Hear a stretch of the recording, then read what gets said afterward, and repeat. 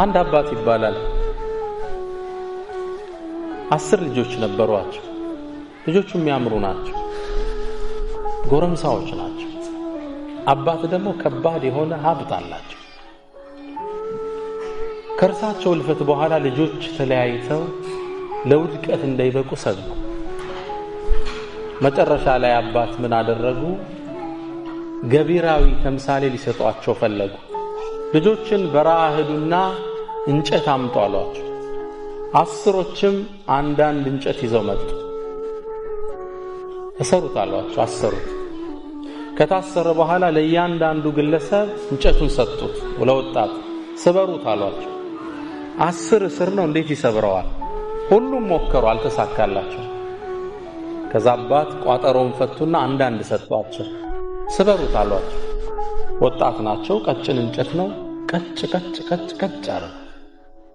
አባት አሁን ማስረጽ የፈለጉት ትምህርት ሜዳ ላይ ቀረበ።